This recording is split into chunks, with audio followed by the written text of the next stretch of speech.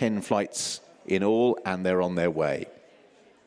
Regent's Stroll, the Scented Canary, just doing enough to keep the leader honest, and they head towards the first with Regent's Stroll out in the lead. The Scented Canary in second, and the two of them are already 8 lengths clear of Cantago du Large as they reach the first, and the two hurdling debutantes. Over in fourth place, the Italian Fox, and Thank You and Please is already 20 lengths behind the leader here. So Regent's Stroll still quite keen. The Scented Canary about a length or so down. They both take flight number 2 well. Harry Cobden just glances across to Lorcan Williams, who probably just wants to keep applying a little bit of pressure to Regent's Stroll and try and fire him up as they both hang a little bit out of that back straight. They remain 10 lengths clear from Cantago du Large.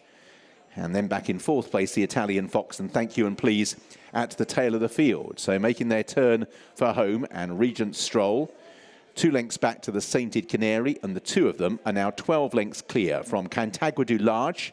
4 lengths to Thank You and Please, and the Italian Fox is last of the 5, who are still stringing out. Regent's Stroll hasn't really dropped their head out in front, is still racing quite keenly under restraint from Harry Cobden. The Scented Canary is round about 2 to 3 lengths down now, with Cantago du Large a clear third. Fourth place for Thank You and Please, and then the Italian Fox. So Regent's Stroll heading up the home straight has the advantage towards flight number 3. The Scented Canary remains about 2 to 3 lengths down. Cantago du Large is still about 8 lengths back, so the order's just stabilised a little bit in terms of distance. Fourth place for Thank You and Please and the Italian Fox, as Regent's Stroll leads the Scented Canary down towards flight number 4. Regent's Stroll, left-hand side in the red colours. It's hurdled fluently so far. And the Scented Canary is about 3 lengths down. Cantago du Large 10 lengths further back, 2 lengths to the colours of Thank You and Please in the light grey. And Italian Fox is right at the back. So Regent's Stroll out in the lead. The Scented Canary is going to keep trying to just pester the leader every time Harry Cobden just tries to get Regent's Stroll to drop their head, but cruising speed is keeping Regent's Stroll clear at the moment by a length. Only about 6 lengths now back in third to Cantago du Large, just ahead of Thank You and Please, and the Italian Fox. So the front two have just steadied it down slightly, allowing the other 3 to close, albeit maybe on sufferance, as out onto the back straight heads Regent's Stroll, leading by 2 lengths from the Scented Canary as they make the right-hand turn. Half a dozen lengths back to Cantago du Large, fourth place for Thank You and Please, and the Italian Fox another couple of lengths away. So the Scented Canary moving up, just trying to keep Regent's Stroll honest and just see if Lorcan Williams can get a little bit extra energy expended by Regent's Stroll. Every time they jump, Harry Cobden taking the horse right back here. Short run to the next. Regent's Stroll, the Scented Canary, have quickly pulled clear again of Cantago du Large. Then in fourth place, Thank You and Please, and the Italian Fox being ridden along. Racing towards the next. The Scented Canary, orange sleeves on the inside of Regent's Stroll. Harry Cobden always seemed to be looking for a little bit of company side by side as they take the next, but Regent's Stroll's jumping has been very impressive so far. Back in third, again, Cantago du Large just closes up as once again the pace steadies, and this is 3 from the finish.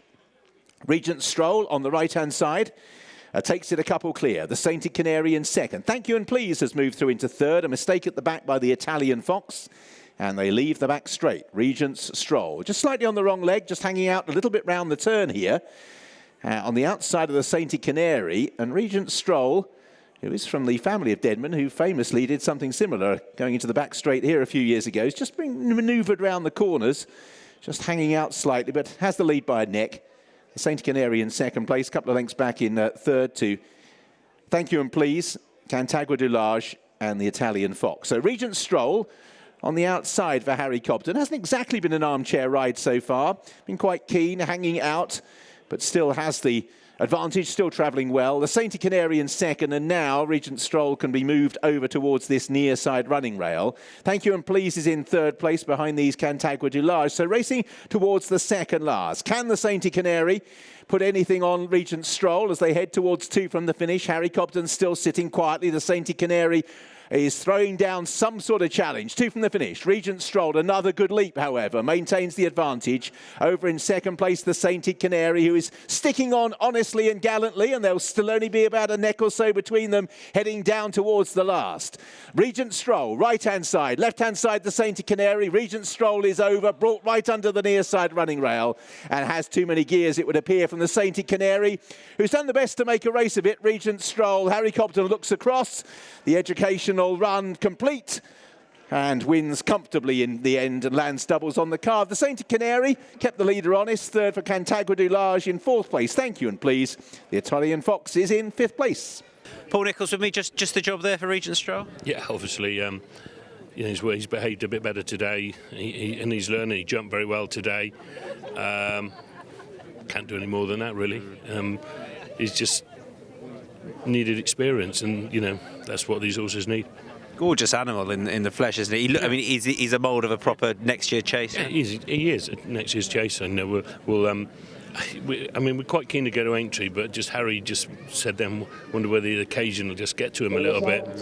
But we'll just see, because he's just, you know, in his bumpers last year, he never picked the bridle up. He was chilled and didn't know what it was about. He's a completely different beast to deal with, and I think that's a little bit walk in the park in him.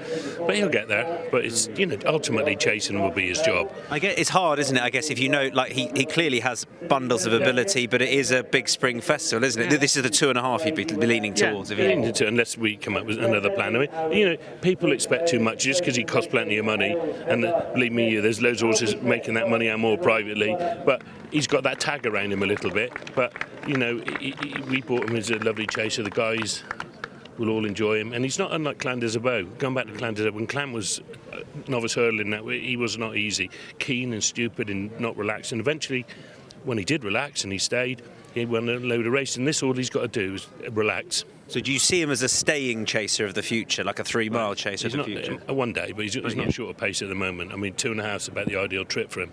You know, in his bumpers, he won by staying on very strongly. So, you know, I'm not convinced. I think going back to 2 miles will just rush him a bit too much. I think 2.5 at the moment is his trip. Looking ahead to the weekend to Sandown, obviously you got 2 each in the EVF final and the Imperial Cup. Who'd be the best chance of the lot, would you say, at this stage? I'd like to think Belliano's got a lovely chance. You know, we've nursed him along this season. He was second to the New Lion at Chepstow, and he's won his next 2 at Ascot and Market Raisin. Hopefully he's got a nice mark.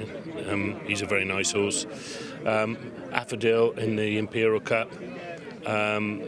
Freddie always rides him. He's got no weight, and he always comes good this time of year, but he could just do with it drying up a bit more before Saturday. He doesn't want it too soft, and the same would apply to Saucelier in that race. He's actually got a nice weight, but just doesn't want it too soft, so we just monitor what's happening with him in particular. But I would say of the ones we got running, a couple of nice chasers in Don't Tell Sue and Firefly that all appreciate better ground, and hopefully that'll help them all. But I'd say the best chance of all, as you asked, is Belliano. Yeah, he looks to have really good form. And in that same race, you got Ken Roy, but he obviously would be a bigger prize. He's got to improve a lot. And what he's done so far.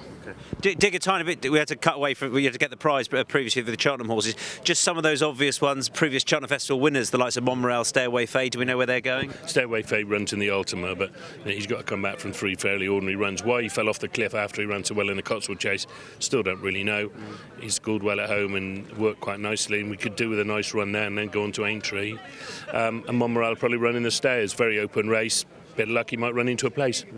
Of those others, you mentioned in the Dawn Run. That may be your best chance, Jubilee Alpha, of all of them. She's racked up a couple, hasn't she? Yes, she's a good filly. She won 2 listed races in deep ground that she probably won. The best ground actually when she ran on was Taunton. She ran very well that day, and Just a Rose as well. There's not much between them. They both schooled together this morning, and Just a Rose is a bit unexposed in the fact we haven't had a chance to go and see after her first win where we really are with her. But I wouldn't say there's much between them. Where we go with Ginny's?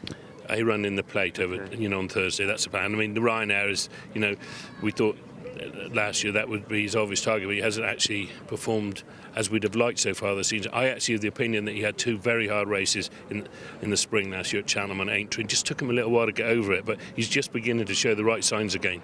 And Il Rodotto, same race? Yeah, as long as it stays dry. I mean, he's on soft grounds he'd have no chance, but like when he won the Paddy Power on better ground, that suits him. The only thing with him, he's never really performed after Christmas. All his good runs have been before. So, but we've kept him fresh, and the ground dry will suit him. Cool. Well, Potter in the Jack Richards? Yeah, he'll run in that. He scored nicely this morning. He's ready. As long as there's the word soft in the description somewhere along the line, I said we'd run. Numbers there, haven't you? You got a few going. I've been selective, really, what we run. There's probably about a dozen there, and I'd like to think a few got small chances. You got Aintree Cheltenham team because of the small gap. Is that how you're approaching it? Yeah, I think so. Khalif de Belay won't run in us, sending him to load his set on before Tuesday. He'll go to Aintree, and there's a lot of horses like this one here. You know full well Cheltenham's not ideal for them. Let's go to Aintree. Okay. Thanks for your time. Okay. Cheers. Thanks, Paul. Watch live racing now on racingtv.com.